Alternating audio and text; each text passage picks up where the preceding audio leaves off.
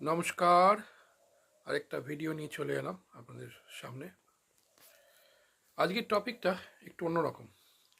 Sports বা খেলা সংক্রান্ত নয়। এই চ্যানেলে অ্যাকচুয়ালি আমি সব ধরনের টপিক নিয়েই আলোচনা করার চেষ্টা করব। তো সেই জন্য আজকের টপিকটা একটু অন্যরকম, but very much important for today's world. যে টপিকটা কী সেটা নিশ্চয়ই বলছি, এবং তার সঙ্গে এটাও বলে দেবো যে কী কী বিষয়ের সঙ্গে যুক্ত এবং কিভাবে এই ধরনের প্রবলেম সমস্যা থেকে আপনি মুক্তি পেতে পারেন বা কী কী করণীয়। আচ্ছা, টপিকটা যেটা আলোচনা করব সেটা হচ্ছে ডিপ্রেশন, অ্যাংজাইটি। কথাটা শুনতে মনে হয় খুব একটা কিছু ব্যাপার নয়, অসুবিধে নয়, কিন্তু আজকের যুগে এটা কিন্তু একটা মহামারী। ডিপ্রেশন, অ্যাংজাইটি এমন একটা জিনিস, যারা ভুগেছেন বা ভুগছেন তারা জানেন যে এই রোগটা কিন্তু যে কোনো মারাত্মক রোগের চেয়েও মারাত্মক, ইভেন ক্যান্সারের চেয়েও মারাত্মক। ডিপ্রেশন, অ্যাংজাইটি যারা ভুগছেন বা ভুগেছেন তারা অনেকেই কিন্তু আবার এখান থেকে সুইসাইডের দিকেও চলে গেছেন। বিকজ এই রোগটি কী করে, আস্তে আস্তে আপনার ব্রেনকে ড্যামেজ করতে শুরু করে, আপনার পুরো বডিকে কন্ট্রোলে নিয়ে চলে আসে, এবং তার ফলে আপনি আর কিছু চিন্তাভাবনা করতে পারেন না, কোনো কাজ করার ইচ্ছে আপনার থাকবে না। আপনি আস্তে আস্তে সম্পূর্ণভাবে এই রোগটির অধীনে চলে আসবেন। তো প্রথমেই বলি কী কী কারণে এটি হতে পারে, এর কজ কী। হয়তো দীর্ঘ সময় ধরে আপনি কোনো অসুখে ভুগছেন, এই কারণ হতে পারে, এটি একটি কারণ। দীর্ঘ সময় ধরে আপনি কোনো মেন্টাল প্রেশারে ভুগছেন, সেটা হয়তো আপনার প্রফেশনাল কাজকর্ম বা আপনার ফ্যামিলিগত, পরিবারগত সমস্যা, এটা থেকে হতে পারে। এবং মানসিক অবসাদ, এটা বেশ সময় ধরে ভুগছেন, তার ফলে আপনি হয়তো ডিপ্রেশন বা অ্যাংজাইটির শিকার হয়ে গেছেন। আরও কিছু কিছু কারণ হতে পারে, যেটা হয়তো আপনি হয়তো বুঝতে পারছেন না, ঠিক আছে, বাট কোনো কারণে হয়তো ডিপ্রেশন বা অ্যাংজাইটি আপনাকে ছেয়ে ফেলছে, ঠিক আছে। তবে যেটা আমরা দেখি, প্রথম দুটো কারণই ম্যাক্সিমাম সময় হয় দীর্ঘ সময় ধরে রোগভোগ। তার ফলে আপনি হয়তো একটা ভয় পেয়ে গেছেন যে আপনার হয়তো শরীর খারাপ লেগেই থাকছে, আপনি হয়তো মারা যেতে পারেন, আপনি হয়তো যে কোনো সময় আপনার যে কোনো কিছু হতে পারে। আর যেটা বললাম সেটা হচ্ছে প্রফেশনাল বা ব্যক্তিগত সমস্যা, ফ্যামিলিগত সমস্যা থেকে ডিপ্রেশন, অ্যাংজাইটি হয়, এবং তার জন্য কিন্তু মানুষ এর শিকার হয়। তো এই কারণগুলো হচ্ছে মেন কারণ, এছাড়াও অনেক কিছু কারণ হতে পারে, তবে মূলত দুটো কারণ কি কিন্তু আমরা দেখতে পাই। আচ্ছা, এবার আসবো সিমটম। আপনি কিভাবে বুঝবেন যে আপনি ডিপ্রেশন বা অ্যাংজাইটির শিকার।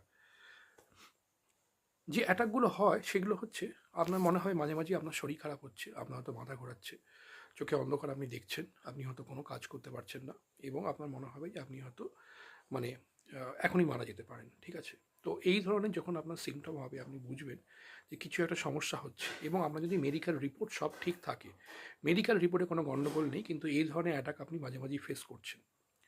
আরেকটা জিনিস হতে পারে যে আপনার কোনো কাজকর্ম করতে ভালো লাগছে না, আপনি কিছুই করতে চাইছেন না, আপনার মন সবসময় খারাপ, আপনি কারোর সঙ্গে কথা বলা, কোনো কাজকর্ম, কোনো কিছুতেই আপনি মন বসাতে পারছেন না। আরও কিছু সিমটম, আপনি হয়তো ভয় পাচ্ছেন যখন একটু বেশি লেভেলের দিকে চলে যায়, আপনি কোনো কাজ করতেই ভয় পাচ্ছেন, আপনি বাইরে যেতে ভয় পাচ্ছেন, আপনি একা একা কিছু করতে ভয় পাচ্ছেন, আপনি আপনার কর্মস্থল, অফিসে যেতে ভয় পাচ্ছেন, সেখানে কাজ করতে পারছেন না, এবং সবসময় আপনার একটা ভয় তাড়া করে বেড়াচ্ছে।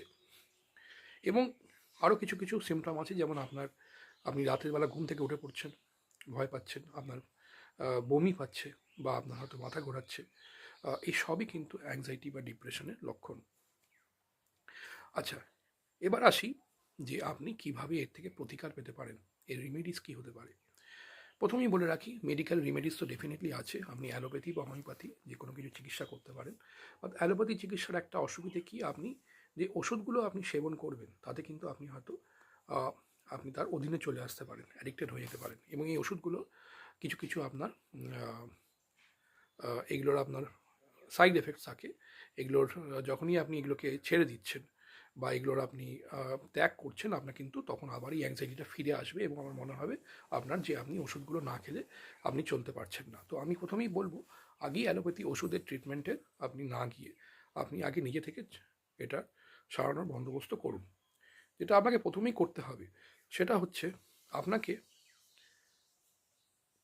পরিবারবর্গজনের সঙ্গে মিশতে হবে বেশি করে। আপনি লোকজনের সঙ্গে থাকুন, একা থাকবেন না। একা থাকাটা কিন্তু এই সময় খুবই একেবারেই উচিত নয়। পজিটিভ এবং স্মার্ট এবং অ্যাক্টিভ লোকজনের সঙ্গে বেশি মেলামেশা করুন, বিকজ এনারা অনেক বেশি আপনাকে পজিটিভ ভাইব দেবে, এনার্জি দেবে। সেক্ষেত্রে আপনি সেই এনার্জিগুলো নিজেকে আপনি অ্যাকোয়ার করতে পারবেন। কাজকর্মের মধ্যে থাকুন, নিজেকে অ্যাক্টিভ রাখুন। কাজ করতে ইচ্ছে না করলেও বেশি করে করুন। শরীর এবং মনকে বলুন যে আমি কিছুতে ভয় পাই না, বিশেষ করে মনকে এবং মস্তিষ্ককে। যদি আমার মৃত্যু হয় হবে, আমি কিছুতে ভয় পাই না। প্রতিদিন মরে মরে বেঁচে থাকাচ্ছে একদিন মরাটা অনেক বেটার। তো আমি কিছুতে ভয় পাই না, আমি মরবো না, কাজ করব, এবং কাজ করে যদি আমার মৃত্যু হয় তাহলে হোক, কোনো অসুবিধে নেই। এইটাই মনকে বোঝান বা আপনি শরীরকে বোঝান যে যত বাধাই আসুক, যত সমস্যাই হোক, আমি কাজ করে যাব, অ্যাক্টিভ থাকবো এবং আমি কোনো কিছুতেই হেরে যাব না। এইটা কিন্তু আপনাকে সবসময় মনকে বা শরীরকে বোঝাতে হবে এবং আপনাকে এইভাবে আপনাকে নিজেকে অ্যাক্টিভ থাকতে হবে। আপনি সবসময় কিছু কাজের সঙ্গে থাকুন, যেটা বললাম, পরিবারবর্গজনের সাথে থাকুন, অ্যাক্টিভ এবং স্মার্ট এবং পজিটিভ লোকজনের সঙ্গে বেশি মেলামেশা করুন। আপনি পরিবারবর্গজনের সঙ্গে বেশি মিশবেন, স্মার্ট এবং অ্যাক্টিভ লোকের সঙ্গে বেশি থাকবেন এবং কাজের সঙ্গে নিজেকে যুক্ত রাখতে হবে। যত বেশি করে আপনি চান আপনি কাজ করুন এবং আপনি নিজেকে শক্ত রাখুন। আচ্ছা, আরেকটা জিনিস ভেরি ইম্পর্টেন্ট, মেডিটেশনটা আপনাকে প্র্যাকটিস করতে হবে। প্রথমে আপনি 5 মিনিট করুন, কোনো অসুবিধে নেই। 5 মিনিট থেকে শুরু করুন এবং চেষ্টা করুন যাতে এটা আধ ঘন্টা বা ইভেন 1 ঘন্টাও করা যায়। কিচ্ছু নয়, আপনি শুধু একদম শান্ত হয়ে বসবেন যোগাসন করে কোনো একটা জায়গাতে, শান্ত জায়গায়। যদি অন্ধকার হয় খুব ভালো হয়, সেখানে আপনি একদম নিবিষ্ট মগ্নে আপনি চিন্তা ভাবনা করুন যে আপনি ধ্যানে বসেছেন, আর কিচ্ছু নয়। চোখ বন্ধ করে আপনি কোনো একটা নির্দিষ্ট জিনিস চিন্তা করুন এবং নিজেকে শান্ত রাখার চেষ্টা করুন। এটা আপনি শুরু করুন মিনিমাম 5 মিনিট থেকে, এবং যতটা সম্ভব আপনি সময়টা বাড়ান। মেডিটেশন কিন্তু একটা ম্যাজিকের মতো কাজ করে এই রোগে, এবং মেডিটেশন মানে আপনি নিজেকে কন্ট্রোল করতে পারছেন। আপনার মাইন্ড, আপনার শরীরকে আপনি বসিয়ে রাখছেন ধ্যানমগ্ন করে, যে শরীরটা এবং মনটা কিন্তু আপনার ছটফট, বিকজ আপনি অ্যাংজাইটির পেশেন্ট। সবসময় কিন্তু আপনার শরীর এবং মন কিন্তু আপনারকে এই সময় ভীষণভাবে উদ্বিগ্ন থাকবে এবং সবসময় তারা বিচলিত থাকবে। তো যদি আপনি মেডিটেশনটাকে কন্ট্রোলে আনতে পারেন এবং করতে পারেন, তাহলে কিন্তু অনেকটা এই রোগকে আপনি নিজের বশে নিয়ে আসতে পারবেন। তো এইগুলো হচ্ছে মেন ব্যাপার। যদি পারেন একটু সকালবেলা মর্নিং ওয়াক করুন, আধ ঘন্টা কি 1 ঘন্টা। যোগব্যায়াম করুন, ভীষণভাবে উপকৃত হবেন। যোগব্যায়ামও ভীষণভাবে এটা এর জন্য ওষুধ। তো এই সমস্তগুলো যদি আপনি করতে পারেন তাহলে কিন্তু, এবং আপনি এখান থেকে বেরিয়ে আসতে পারবেন। ভালো ভালো ভিডিও দেখুন, ভালো ভালো, যেখানে আপনাকে হয়তো ইন্সপিরেশনাল ভিডিও, মোটিভেশনাল ভিডিও, এবং সেখান থেকে আপনি নিজেকে মোটিভেট করতে পারবেন। দেওয়ালে বা নিজের ঘরে আপনি লিখে রাখুন যে আমাকে লাইফে সাকসেসফুল হতে হবে, অ্যাক্টিভ হতে হবে এবং এই রোগের থেকে বেরিয়ে আসতে হবে। আমার জীবন খুব দামি এবং very important, so I should not sacrifice my life at any cost, এবং I should come out of this problem. তো আপনি সবসময় দেখবেন এবং নিজেকে আপনি কিন্তু উজ্জীবিত করতে পারবেন। তো এই সমস্ত প্রতিকার যদি আপনি করতে পারেন, নিশ্চয়ই আপনি এই রোগের থেকে বেরিয়ে আসতে পারবেন ফুললি সম্ভব, উইদাউট এনি মেডিসিন। মেডিটেশন কীভাবে করবেন এবং বাকি যোগব্যায়াম কীভাবে করবেন সেই সমস্ত ভিডিও নিয়ে আরেকদিন আসবো আপনাদের সঙ্গে আলোচনা করার জন্য। আজকে আর ভিডিওটা বেশি লম্বা করতে চাই না, এই মতো বলেই আমি এখানে শেষ করতে চাই। আরও কিছু কিছু ইনফরমেটিভ ভিডিও আসবে এই চ্যানেলে, সঙ্গে থাকুন। বারবার যেটা বলি সেটা হচ্ছে লাইক করুন, সাবস্ক্রাইব করুন, শেয়ার করুন। চ্যানেলে লাইক খুবই কম পড়ছে, কমেন্ট একদমই আসছে না। নতুন চ্যানেল, বুঝতে পারছি ভুলভ্রান্তি অনেক হচ্ছে, একেবারেই নতুন, ঠিক আছে, যেখানে অভিজ্ঞতা বা সেভাবে কিছু নেই।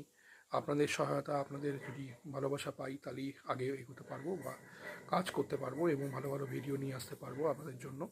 তো সবাইকে রিকোয়েস্ট, পাশে থাকুন, সঙ্গে থাকুন, কাইন্ডলি লাইক করুন, শেয়ার করুন এবং সাবস্ক্রাইব করুন। যদি আপনারা আমাদেরকে সাপোর্ট করেন তাহলেই আমরা এগোতে পারবো। চলুন, বাই বাই, থ্যাংক ইউ।